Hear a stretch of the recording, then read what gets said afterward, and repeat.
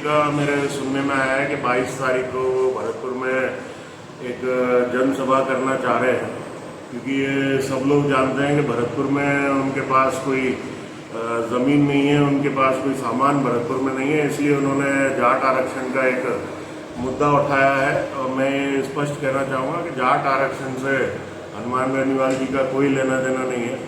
वो आरएलपी के नेता हैं और मैं समझता हूँ कि आरएलपी इतनी बड़ी पार्टी नहीं है कि जिसकी राजस्थान में सरकार हो या केंद्र में सरकार हो। तो जाट आरक्षण तो या तो राजस्थान सरकार या केंद्र सरकार का मामला है और सुप्रीम कोर्ट में ये मामला चल रहा है। तो मैं समझता हूँ कि हमारे माननीय मुख्यमंत्री जी भजनलाल शर्मा जी ने पैरवी इसकी की है और पहले कमेटी बनाकर, जिस कमेटी का मैं भी हिस्सा था, और उसको एनसीपीसी दिल्ली में भेजा और वहाँ पर हमने उसकी सुनवाई का हिस्सा हम लोग बने और मजबूत पैरवी हम लोगों ने वहाँ पे की।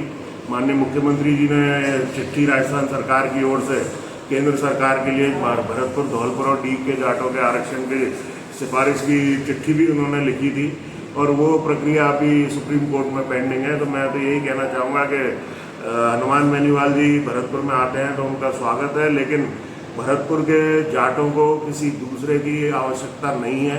भरतपुर के जाटों को अपना हक, अपना सम्मान के लिए कभी किसी दूसरे के सहारे की ज़रूरत नहीं होगी। निश्चित तौर पर हम लोग जो भरतपुर के जाट हैं, भरतपुर की जो जनता है वो महाराजा सूरजमल से प्रेरणा लेने वाली जनता है। तो हमें किसी दूसरे के सहारे की ज़रूरत नहीं है। हमें अगर कुछ चाहिए होगा तो हम खुद अपने में दम रखते हैं कि हम उसको अपने आप अपने बलबूते पर ले सकते हैं।